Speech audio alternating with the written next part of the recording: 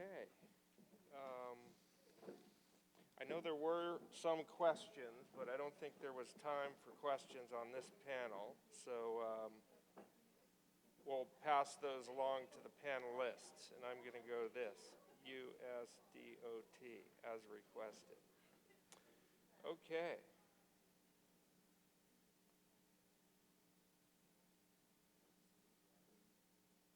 Now, we are going to try to use Slido. We have been moderating it by way of we receive the questions, and then Brad's been kind enough to moderate them with his microphone. But being a professor on sabbatical, sometimes being accused of being an absent-minded professor, he lost his microphone. So if anybody finds a microphone out there, it's Brad's. Okay. Oh, it's right up. It's right. Well, we have 4 right here. So there's one missing somewhere. No big deal. No worries. There's many other things we could worry about. Lost microphones is not one of them. So, man, what a great panel. You know, I'm just, I feel so lucky to have so much, you know, talented, intelligent, accomplished people make time to come to this conference. So that's great. The next group will be moderated by Adam Cohen, who you've met yesterday and has another great lineup of speakers. We actually have another OEM representative with Adrienne Lindgren from Supernal, Andrew Mearns, Matthew Friedman, and John Brazil. John's from the city of San Jose, Matthew from Caltrans, and Andrew in the consulting space. So with that as an introduction, please come on stage. Should I take this one? No, I think you're, yeah, how many do you have? Yeah, take that one. Take that. Thank you.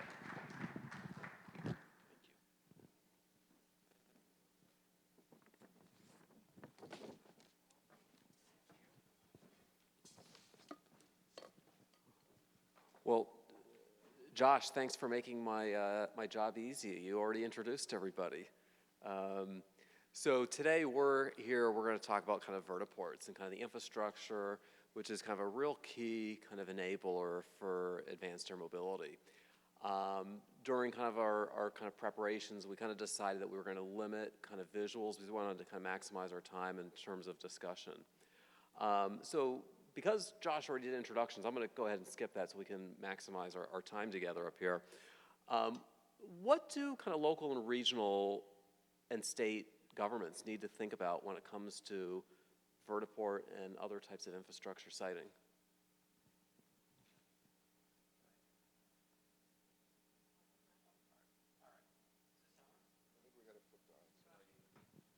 Testing. How's that? You guys hear me now? Okay. So we've moved a long way in the last year from when we gathered here before. And a few weeks ago, I spoke to the American Planning Association California chapter meeting. And I showed them a picture of the Joby aircraft.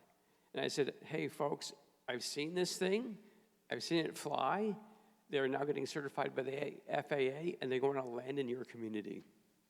And I said, we need to start actually taking efforts and actions to plan for the arrival of potential vertiports and these aircrafts flying around your communities and moving from beyond the theoretical to the real. And last year, Caltrans sponsored research with San Jose State University, creating GIS-based constraint maps for potential vertiport sites. And this was not going to be the final way of doing it, but it was starting the process. Along with beginning to find potential sites, it was also to look at how do we want to adjust local zoning ordinances, what are the community concerns, things we've been hearing about the last day and a half, and putting those particular topics into a true motion and moving from the theoretical to the point that this will happen. And it's a message for the locals, but it's a message at all levels of government. I'll chime in, putting sort of my city planner hat on. I think one of the things that stands out, and it came up in the last panel, is that aviation has a sort of complex multi-jurisdictional governance structure. that I would think will get a little bit more complex when we think about putting maybe a proliferation of vertiport sites throughout a city or throughout a region. And so really defining those roles and responsibilities and understanding who is responsible for what pieces, whether that's everywhere from building and safety to what your DOT does versus what the state aeronautics directors will do. I think that's an important piece. And then how one is going to tackle what is maybe sometimes right now an unfunded sort of line item, right, in the work plan of an agency. So when you are presented with an application for a vertiport, how are you going to allocate those resources, and what is really the plan of attack in order to ensure that you can be proactive versus very reactive, which is I think what we've seen in a lot of transportation technology. I'll chip in and say that where we'll have the least community acceptance pushback will be reuse of geography spaces that have sort of lost their use. So example is, large urban shopping malls, some of them they're just sitting there and they have huge parking lots, not a lot of homes next door, and people could potentially welcome reuse. Similarly, when we have spaces like near cloverleafs or near the highway where there's not a lot of houses there, but there's just open space, we're going to have more success there potentially in terms of community acceptance. Hi, I'm John Brazil. Hello, everyone. There we go. Hi, I'm John Brazil from the city of San Jose. Thanks for the opportunity to be here. First of all, I wanted to mention that my boss, Ramses Madhu, was hoping to attend but couldn't, so greetings from him to those of you who know him. I'm coming at this question from a public agency perspective, working for the city of San Jose's Department of Transportation. And so one of the things, of course, that was alluded to in the previous discussion was we're always thinking about public good.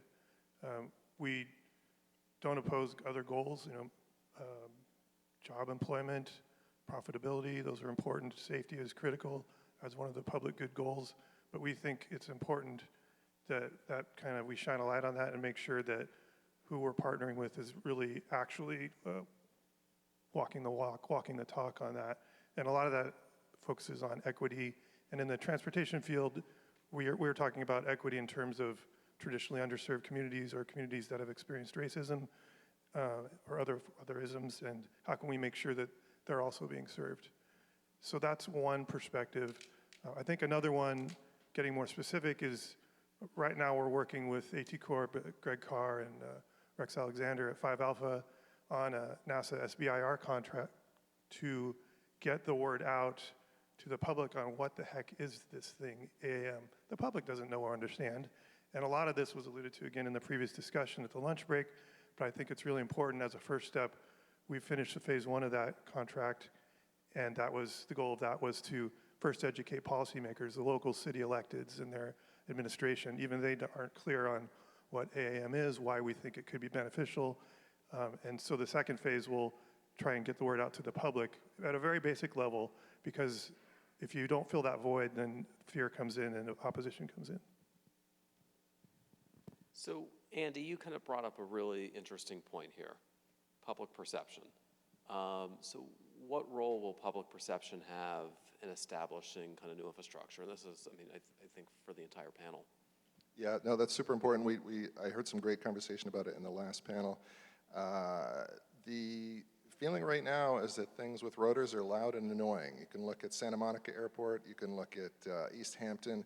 There are some very cranky people that live near those airports. Understandably, they're just trying to have the right to quiet enjoyment, and they're not. And they've been complaining about it, and they will shut down an airport to get rid of the problem. We're seeing that happen in Santa Monica. That's scheduled for complete shutdown in 2028. There's been 50 years of collective complaints at the East Hampton Airport out in the Hamptons near New York City. They're having Sikorsky S-76s fly right over their homes. You can get why they would be concerned about more of the same. And the other issue is the fact that the people on those aircraft aren't necessarily them. It's high net worth people. I'm the sales guy in the room. I used to sell corporate jets and helicopters, and it's a different clientele there. we're thankfully moving to a different world of, hey, it's not just them. We're trying to democratize aviation here to make it affordable for everybody. And so what I can say is that people are generally visual learners. We believe what we see, and we tend to be tribal, whether we want to think about it or not. We're with other people that are like us, that think like us, or that have done things like us. And so if we want to bring somebody into our own tribe, one way to do that is with a shared experience. And a shared experience can be a flight on this aircraft. It's actually affordable, and it wouldn't be a bad idea for the service providers when they're putting in a vertiport to say, hey, if you live within a quarter of a mile, we want to have you come on over. Let's do an open house, and here's your card for a round trip. Just try it out. That's such a win because it gets them into your tribe.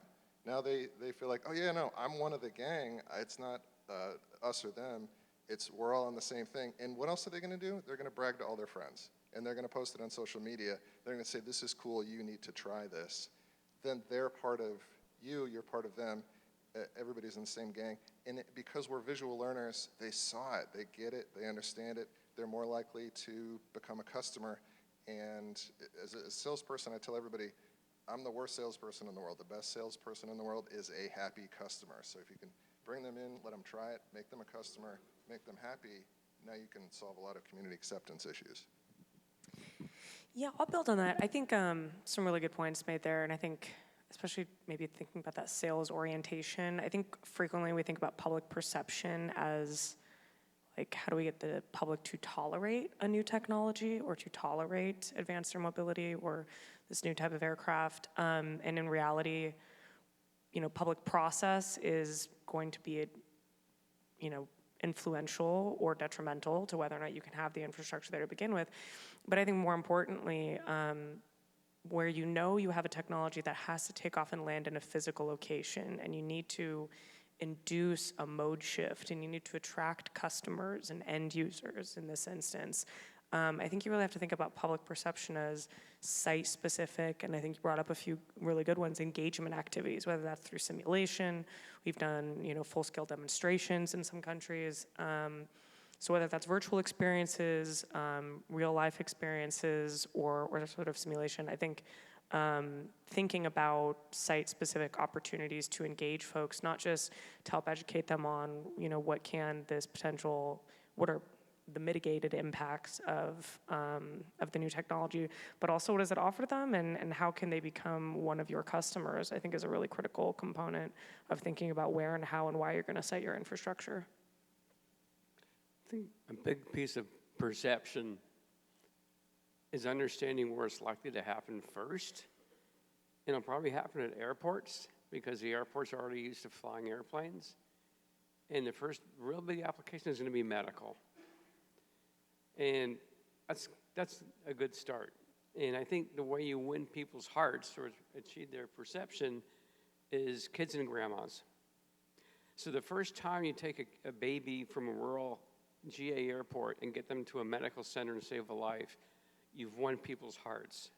Same thing when you get grandma and do the same thing. Conversely, we have to be careful with safety. The last thing you want are two drones crashing into each other over a schoolyard. So we need to think in terms of what's going to get us some positive attention. We heard in the last panel that folks reject the idea of the 1%ers getting to fly from Beverly Hills to LAX. We have to show that this is really a tool, an opportunity for everybody, for all the positive reasons. And getting back to perception and getting to selling the idea is we need to start with the local level.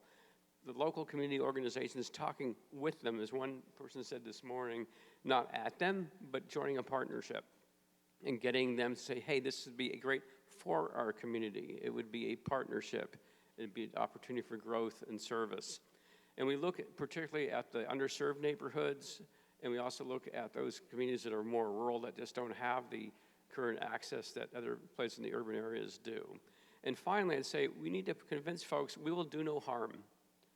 We know what happened with the interstate system. We know about other introductions of transportation modes that did cause harm, that endures. If we convince folks that we won't do it again, that'll change perception. Yeah, I'll just make a couple comments. I also wanted to add, we need to think about perceptions, public perceptions of privacy. And there are at least two aspects in that, many more than probably the two, but the two that come to mind for me are physical privacy. Is that drone going to be flying over my house and looking in my window? And the second one is kind of data privacy. Is it going to be tracking my trips, know where I am, all that? These are public perceptions that we need to be proactive about and be aware of. I also wanted to just share an anecdote. I think that was a good example, Matthew, when you were talking about grandmothers and teenagers. I was in Phoenix this past spring. Anybody from Drone Up here? Drone Up? And this is no dig on Drone Up, but I thought, oh, Drone Up's operating delivery through Walmart. I'm going to ask it to come deliver something to the Airbnb where I am. And through no fault of the technology or Drone Up, it was extremely difficult. It would only go 2 miles. It would only start here. It would only end here, only these times a day. And that was because I think the city of Phoenix was being very cautious. But that's, again, about managing expectations in pilots, making sure that you're kind of under-promising and over-delivering. So thanks. So we're going to continue the conversation, but as we're doing that, I'm going to ask our tech folks to bring up Slido behind us, so that way, folks can kind of populate questions, so we can kind of take some audience questions as we go. But what I want to ask kind of the panel is, what do you see as kind of the biggest kind of opportunities or potential barriers to leveraging existing airports for AAM? I'll start with the benefits of using existing airports is the infrastructure is there aside from the charging facilities. And the permitting process, while it's not been established, is likely to be easier than the permitting process within the community. The zoning already exists for aircraft, and airports are used to airplanes. And that's what makes that an entry point that's easy. And then again, it gets back to perception that you asked about a few moments ago. If we have a proof of concept from a GA airport, then it's likely to be easier to branch that out. Also, let's talk about the economic improvements. That if our GA airports are bolstered by AAM activity, it'll create jobs, and that always reflects positively. And so again, it becomes a positive spiral upward for the benefit of all. Yeah, so I think definitely you can think about airports, existing airports, as sort of demand nodes, but that can also be a limitation, right? But I think maybe more importantly, as we think about networks across entire regions, there are a lot of functions that have to take place that are not going to take place at a singular vertiport or even a multi-FADO vertihub, right? So you're thinking things like MRO, overnight storage, charging, emergency landing. There's a whole lot of workforce training operations. There's a whole lot of need for network hubs that generate, I think, a lot of valuable economic benefit and bring a much lower impact technology into those airports that were maybe became underutilized over time, in part because the existing technology at the airport was so high impact. And then I think obviously there's cargo and regional air mobility with longer distances that opens up different opportunities beyond eVTOL. So Adrienne, you kind of threw out a term there that I'm not sure the audience is familiar with. So what is a FADO? Oh, sorry. FADO is basically the circle where you're going to take off and land, and I'm sorry, MRO is the maintenance, repair, and overhaul. I just dropped 2 terms there that I realized a little bit nerdy. But yeah, so the takeoff and landing space, and then the MRO being something that is definitely not, in all likelihood, going to take place at the actual takeoff and landing site where you're going to have these large demand populations, but really need to be removed in a certain sense, are going to need a larger footprint and actually a substantial amount of workforce in order to enable those operations. So I've got a kind of a question, I think, for John, and then also for you as well. What's the difference between kind of an average vertiport and an exceptional one? Like, what makes a vertiport truly exceptional? I think one of the good perspectives to answer that question from is from the end user. And so from the end user's perspective, I would want the use to be seamless, to be reasonably priced and time efficient from beginning of trip to end of trip, not just the eVTOL trip, but if I'm trying to get from home in the Central Valley to downtown San Jose, it may be a multimodal trip. So how easily can I link modes? So, we have a major investment to bring high-speed rail to San Jose, a major investment to bring Bay Area Rapid Transit to San Jose, and there are stations planned downtown. And what if there are an eVTOL at the top of a high-rise right above one of the BART stations? How seamless could that operation be? So that's kind of one perspective that I can respond from. Adrienne, from kind of an OEM perspective, what makes a vertiport kind of exceptional for you guys? Yeah, maybe I'm a little biased because I'm part of a company or a group that has a lot of different transportation mobility products and services under it, but I'm also going to be inclined to say multimodality. So a true mobility hub, I think, is going to be quite important. I think that's especially true because you're going to require so much energy for these aircraft. The co-location of services that are all converging around the same core sets of technology, whether that's connectivity or automation or energy, I think is going to be really, really clutch. And then I think, does it represent something that the community wants? I think is going to be the other thing that defines an exceptional vertiport, right? And I think even in traditional real estate development, you've seen the most successful developers who build in the hardest to sort of attain permits communities are those developers who work very closely with communities to understand what is it that's missing and how am I building something that, yes, is a product or a service that I want to introduce, but it may also feature other amenities that have been lacking in that community that you can integrate fairly seamlessly. They can be pretty cost effective. And at the same time, you're now checking multiple boxes that may be for users and non-users of the technology as well, right? So I think if it can serve multiple purposes to many users, whether or not they're going to be riding in it or in the aircraft or not, I think is what makes, to me, something exceptional. Now, you joined us here last year virtually, but I think, a lot of folks are maybe in the room here are maybe a little bit new to Supernal because kind of Archer and Joby are here kind of locally. So you guys have a close kind of lineage with kind of an automotive company. Yes, so we're part of Hyundai Motor Group, which is 54 companies. That includes Hyundai, Kia, Genesis, and all the automotive, but also everything from vehicle financing, parts, logistics, maritime shipping. So a big industrial conglomerate. We got into this space, I think, primarily, we've been heavily invested in battery electric sort of solutions, but also in hydrogen fuel cell. And we've done pretty well at other heavy-duty applications of those technologies. And so I think aviation is one of those spaces where there's just a lot of room for innovation and a lot of room to sort of take what those other investments into new tech are and really apply them into a space that can be brought to significantly more people in a different form. So related to that, what kinds of synergies do you see, or do others on the panel see between kind of AAM and maybe electric ground vehicles or other types of technologies?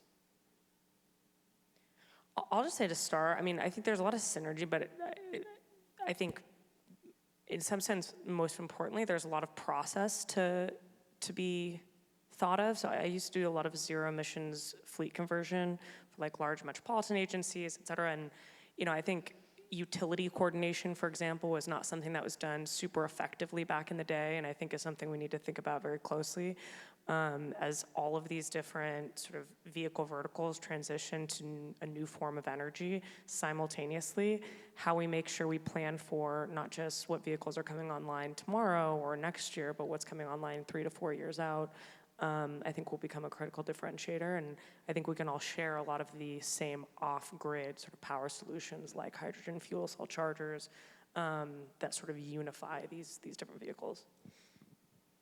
Yeah, I was going to add that we do have a lot happening at once in terms of electrification as we kind of go through this energy transition together. So we've got all the airport, support vehicles, right? All the tugs, all the fuel trucks, all the support stuff, and then we've got everything we're trying to do in AAM. So we're going to need a little bit of electricity, but also at the same time on the side, traditional aircraft are starting to electrify, and that's been held back a little bit artificially by our LSA regulations within the FAA. It specifically said you can only have one motor, and it's got to be reciprocating, and that means it hasn't been able to be electric yet.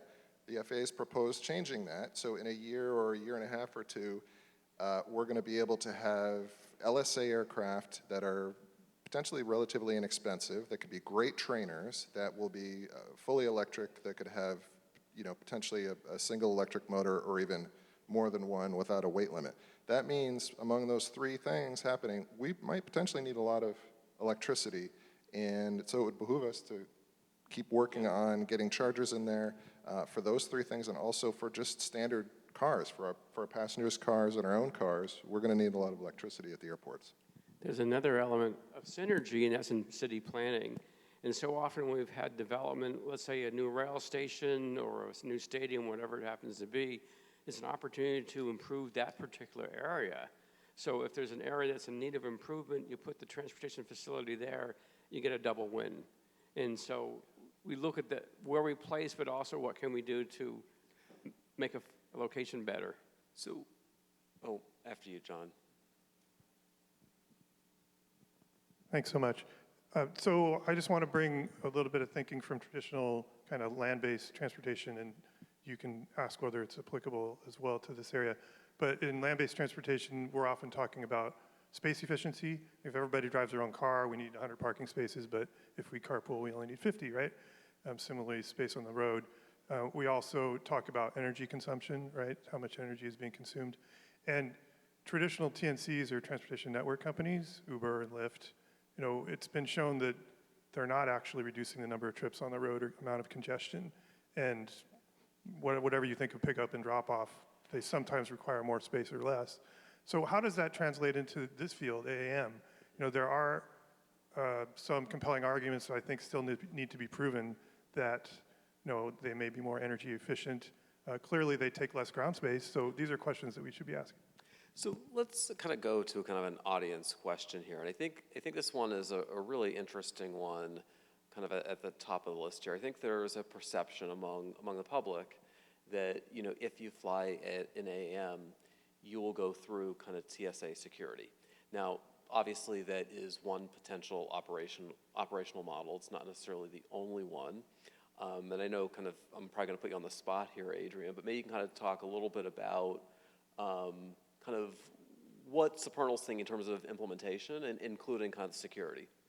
Yes, this is a really interesting field. So when we were part of the UK Future Flight Challenge, and we did a full-scale vertiport demonstration, and we had about 15,000 people come through it.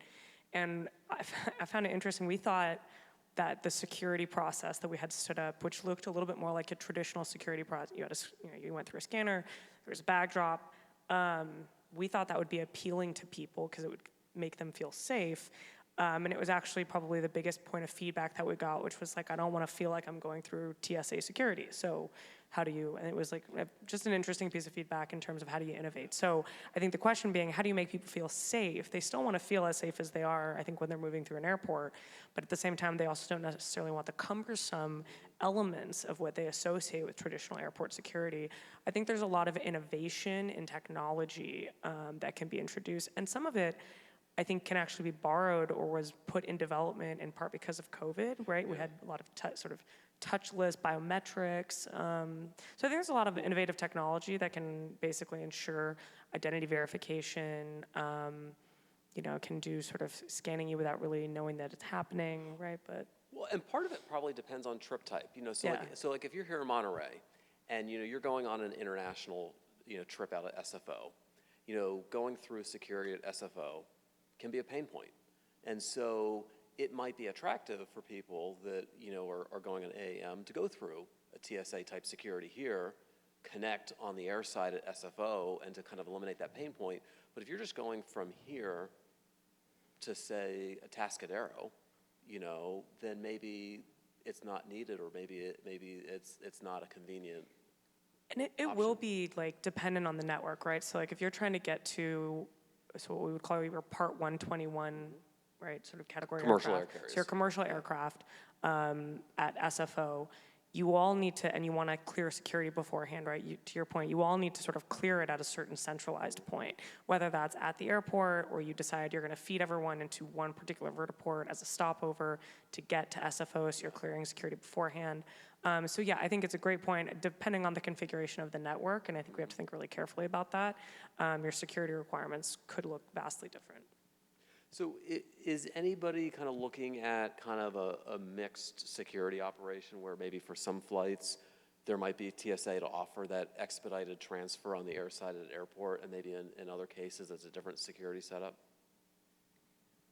I can't speak for everyone, but it's definitely discussions that we've been having, and we're trying to sort of work out what does that realistically look like, and then what is really the ask that you're making of your federal partners in doing so, because there are some, personnel implications and, realistic cost considerations, and so I think it is a space that still has a lot of room for innovation. I can tell you from my corporate jet sort of background and working with people flying in corporate jets and helicopters, they're there for that reason in a big way. They want the speed, they want to get going. But it's possible that it could be more of a blended approach where, no, they don't have to go through a TSA-type checkpoint every time, but on a one-time basis or once every 5 years, we do something like TSA pre-check, where you get approved, you do a quick biometric thumbprint. If it's you, we know who you are, get on board, it's fine. Go quick. I would just add that in San Jose, we have 2 airports, San Jose International, which has, I think, about 11.4 million passenger trips a year. That's, I'm in our Department of Transportation. We have a separate airport department. And we also have a county airport, not run by the city where I work, but by the county. It's a general aviation airport, and they have 433 ops a day, more or less, over the year. And so while I don't represent county government, I will tell you that that general aviation airport in the southern part of our city has for years had the community saying, shut this down, because every few years a Cessna hits a house, and it's a tragic thing, but it's a political reality that now electeds are coming out saying, yeah, we need to find a reuse for this GA airport. Well, what about vertiports? So this is something I think we should be thinking about, constructive reuse of GAs, whether they're shutting down completely or just looking for an additional business model. You know what's fascinating? We're going to talk about business models in a second here. You know what's fascinating is when we did our NASA study a few years ago, which was very exploratory. We asked kind of the public kind of what they thought about security, because that was a big issue that they raised. The first thing that they went to was some of the rating systems that like Uber and Lyft go to. And one of the things that they compared was they said, why can't I just rate something on 3 different levels? Why can't I rate my pilot on, 1 to 5 star? Why can't I rate the aircraft on 1 to 5? And why can't I rate the other passengers 1 to 5? And it kind of raises this kind of interesting question. I mean, can you imagine if we had something like that, in Part 121, where like you could, rate a United tail number or an American Airlines tail number and say, gosh, this aircraft was... John took his shoes off. But I think this is such a good example of where, I think there's been a couple of them that came up here, right, where having aviation and sort of ground transportation converge opens up some really good best practices between both of them. So I think there are factors of accountability that we have learned to embed into sort of security and ground operations that can probably be borrowed for aviation. You brought up, for example, the issue of sort of what we would call deadheading around, right? You have these transportation network vehicles like Uber driving around empty, right? They only have one person, they're not being utilized. Aviation has an acute sort of and keen historical interest on making sure they have as few dead-headed trips as possible, right? And so there's sort of a network analysis that can probably be borrowed there. And so I just think it's, you're talking about convergence of ground and air, and I think there are some really interesting just best practices that you can sort of transfer between them. So John, you kind of brought up an interesting point that I kind of want to come back to. There are potentially a lot of business models here, not just for the operator, not just for the OEM, but also for vertiports. And so, should these be public facilities? Should they be private facilities? Should they be public-private partnerships, some other model? What is kind of San Jose thinking in terms of this? I'll take an easy out and then pass it to others. We're agnostic. That's the easy out. But I will say that, again, we look at past experiences with other kind of systems that we've worked with, such as shared micromobility systems. For over a decade, we've had a bike share system in the city, and for more than 5 years, we've had the e-scooter systems permitted, and we regulate and permit that locally. And so we've seen this isn't passing judgment, this is an observation that the bike share model, I remember when it launched a decade ago, the mayor's press conference, his key point was, we didn't have to pay a dime for this, it's all privately funded, which is good, but that wasn't a sustainable model for that particular system. So I'm not advocating a particular business model, but I am advocating for a sustainable business model, whatever is chosen. But I'm gonna politely kind of push back on this for a minute, okay? Is kind of a hands-off approach the best way? And the reason I ask this is because if you're a city like Monterey, you know, and the Monterey Plaza Hotel is like prime real estate, you know, right on the water there, what is to prevent, you know, Archer, Supernal, Joby, Acme, whoever, from each putting their own vertiport right across the street from kind of the prime location where they want to be versus kind of sharing a facility? It's a good point, but cost is going to be one of the factors, I think, that really compels folks to think deeply. And, you know, we are frustrated at the local level often of our limited control in this area, but what control we do have, you know, I'm not saying we're going to be totally hands-off, I'm saying we're open to different models. Now let me just put a fact out there. TNC's Uber and Lyft have been around for 11 years, 12 years, 13 years. They have yet to make a profit. And that's fine if the financial markets will sustain them, but we do want a system that's going to be sustainable. When we first launched permitted e-scooters, we had 11 folks who wanted permits. We gave 5, and we've had them turn over constantly. So we want some stability. Something that could be addressed through zoning, and that would limit the number, but also if you have consistency in terms of charging equipment, that would make for interoperability and additional savings and efficiencies. I mean, I have a lot of thoughts on this, but I think the easy answer is that it's going to be a blended model, really depending on sort of the risk appetite of the different partners involved. I do think that when we think about the infrastructure, we also have to deconstruct the infrastructure into different pieces. So the pieces that are truly just being constructed to support a takeoff and landing facility versus maybe the underlying energy required to power that facility, which may provide additional charging benefits to other vehicles on the road or to buses, right? Maybe that piece of the value chain within the infrastructure is a public-private model, right? Or a P3 or project, more creative project finance model, but the rest of it is going to be privately financed. I think there are ways that, we've seen some cities and states that are trying to allocate funding very specifically towards areas where they don't think that private investment is going to go first in order to make sure that there's distributed equity, right? So that if you create some incentive to begin with, then you sort of create a pull market for the rest of the capital. So I do think it's going to be very dependent on sort of risk and reward. So you brought up kind of energy. What kind of energy infrastructure do we need at vertiports, and how can we design them to accommodate many, many different potentially propulsion types, aircraft types, at vertiports? Well, you need a lot of it. Yeah, so I think I can start. I think standardization and interoperability is a good starting point. So trying to think about, and we did this when we were doing bus conversions, for example, right? You bring together a lot of different OEMs, trying to understand their product specs, and try and sort of design backwards and also apply some pressure to have them conform around a certain set of standards. So there's a standardization of equipment, interoperability. I also think there's just a lot of, again, like creative off-grid solutions that you're gonna have to come up with to generate all of the energy we need. That could be hydrogen-based, that could also be, if you think about aircraft batteries, they're gonna have to be swapped out, but they'll still have about 80% of their useful life on them. So how do you think about reintegrating those, batteries back into the grid in order to power, right? So I think it's gonna take a lot of energy, it takes a lot of creativity, and I think it takes a lot of advanced communication of your needs and requirements, and some public-private collaboration, and maybe some, concerted pressure to make sure that we create an effective system that is cost-effective for everybody. We have a lot of great flat space on top of hangars at existing airports, and it's a wonderful place to put solar panels.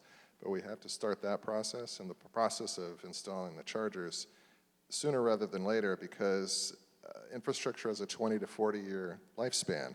So we got to educate everybody, tell them what's important, so that when it's time to put a new roof on a hangar, that roof is going on at the same time as the solar panels, and we don't miss that opportunity. If they did it last year, now it's going to cost a lot more, and we missed a shot there. So it's about communicating these opportunities to roll over infrastructure. Similarly, if the trucks at an airport are lasting 20 years, we want to have a conversation about them. When it's time, next time, you're going to save a ton of money if you move that truck to electric next time you need to replace it. Yeah. So, we've talked kind of quite a bit about, I think, big infrastructure, but Monterey County has a lot of small infrastructure, small airports, rural airports, Salinas, Marina, Monterey. Does King City have an airfield? King City, I see some heads shaking yes, so it's even smaller. What kind of opportunities do you see for these small and kind of rural airports in this kind of space? Oh, I think there's a huge opportunity for the rural airports because there's a need for accessibility to goods and services in both directions. And again, getting back to the point of creating economic opportunities at that airport and employment sites. Also, we've heard about educational programs being tied to airports, and there's more likely to be some physical space to locate educational institutions. And there you're training, just like Joby's doing local workforce training, could be replicated elsewhere. So it becomes an opportunity for economic advancement of entire families in the community. So I think the rural airports in some ways, because they have less competition for space, less competition for activity, are going to be easier places to begin and to establish the AAM activity. Matthew, you made some great points about rural coverage for public health and safety. And if I've got a mile away from my house a way to fly into San Francisco and get into a major hospital quickly when I need it, as opposed to an ambulance, when I'm in a rural setting, that can be a big lifesaver.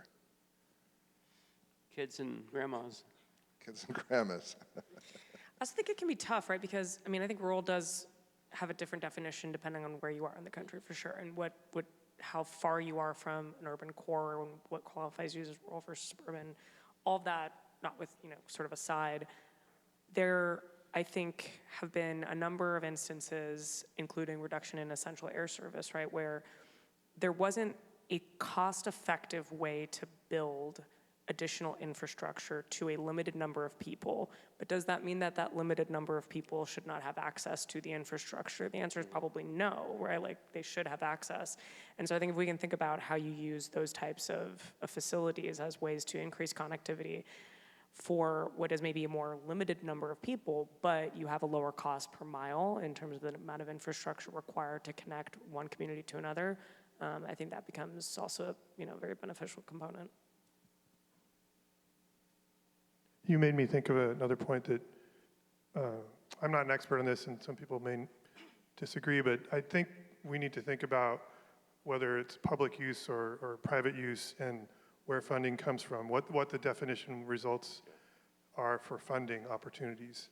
And so where I was going with that, just thinking out loud, is in these more rural communities, if you have maybe a public use of emergency services, then certain funding can flow into that will allow it to get established that might be able to supplement additional commercial uses. So thinking out loud of models that might be helpful there. Now, one of our audience members kind of raises a really interesting question here. Are you kind of seeing any sort of lessons learned from kind of outside the U.S. that we could kind of learn from and kind of apply here? Got one example. Last year I had the chance, back in March, I had the opportunity to join a delegation from California to the province of North Holland. We went up to the city of Den Helder, and it's a port city, and it's right adjacent to the North Sea. And they run essentially it's a helicopter airport. And they had, I think it was 6 or 8 different landing pads. The customers were employees going to oil rigs out in the North Sea. And so it would be used to deliver supplies as well as individuals. And one of the things that were being discussed was converting some of those oil rigs to wind farm production and producing electricity, then go back onto shore. But from a perspective of AAM, is it demonstrated what a larger vertiport facility could look like. We tend to think of it in terms of these one or two stations with one or two aircraft landing at a time. In this particular location, it had, I think it was either 6 or 8. So there's an active model that's functioning right now, and the dimensions are probably going to be very similar. Yeah. So it's been shown. So after you. No, I was just gonna say, I think that it's, there are a lot of, there are different top-down, bottoms-up structures of the way that sort of governance works, right, abroad versus here. And I do think you see where you have maybe some more coordinated national to sort of regional, provincial to local planning, you can have some really good lessons learned, I think, there. Because I do think we have probably some duplicative work activities that go on in terms of working groups across different levels of government. And then I think allowing experimentation, you know, the IPP did that to some extent, but there are a number of countries, if you look across Africa, the Middle East, that have really allowed for some really creative experimentation of, you know, what you can do with aircraft in different environments. And I think creating space for that experimentation and sort of regulatory sort of room for that experimentation can be really, really transferable and beneficial. So I think of our final question, because I think we're coming up on a break here, and we'll start with you, John, and we'll kind of go down the row here. What do you see as being kind of the most important kind of critical infrastructure investments to implement over the next 3 to 5 years to kind of support advanced air mobility? It's an interesting question for a city government person. That's not our major role, but I do know that when we talk to our airport folks, leadership there, they talk about, you know, grid capacity and energy, and so that's something I think will be critical among many other things. Just one item. Yeah, we've got we're about to have a chicken and egg problem. We're making a whole lot of chickens with the aircraft, but we need, or no, I guess it's the other way. Anyway, we need a lot of infrastructure for the power, for refueling. We've got fantastic aircraft. We're going to need a lot of places for recharging. We're going to need the rechargers, and to the extent that it takes more than a few minutes to recharge an aircraft, we're going to need a good amount of land space if we want to be able to land a couple of these aircraft next to each other. We're going to need the wiggle room to do that, and we're going to want to plan ahead. So if we're talking about using electricity today, but hydrogen in the future, then we want to the extent that we can, make plans for that next step as well, and then get the electricity there too, and if possible, create the electricity with solar or other mechanisms. Yeah, so I think the same goes for AAMs. It goes for a lot of large infrastructure or small. Energy, I'd say cybersecurity is a big one. We have a lot of, you know, vulnerable infrastructure systems, but energy, cybersecurity, and probably workforce as in sort of a core foundational piece of infrastructure, albeit a non-traditional one, I think is really, really clutch. Well, I'm a planner, so by nature, I'm drawn to the planning element. I'd say in the next few years, it's really strong planning, both at the local level and at the system, regional and state, and even beyond, and looking at all those important factors that municipal planners do in terms of equity. And of course, safety is always number one, but beginning to do that community engagement of who wants what where, and being inclusive, and listening to some of the discussions we had earlier. But good planning is going to make it work. Bad planning creates bad outcomes. And then the technology is pushed because the technology looks really cool and it's fun and it naturally draws attention, but sometimes it's the preparatory work that will make it the environment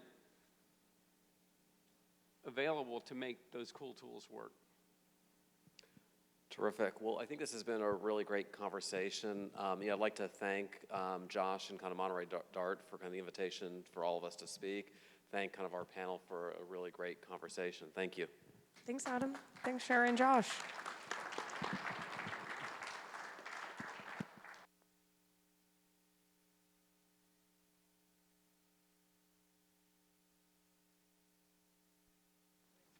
All right, thank you. Thank you all very much. Adrienne, appreciate it. Thank you. Thank you. Thank you. Okay. One thing that's nice is or obvious rather, is that there's a lot of complex issues involved in making this all work. So it's good to have the range of issues covered in our session. So good news now is we get some coffee break, and we're then going to come back to hear some really kind of mind-expanding ideas that are actually happening and being developed again right here in California. Some exciting things that will be discussed on the stage, and so I encourage you all to get some coffee. Come back in a half an hour, 2:45, and we'll get started for the final afternoon sessions. Thank you.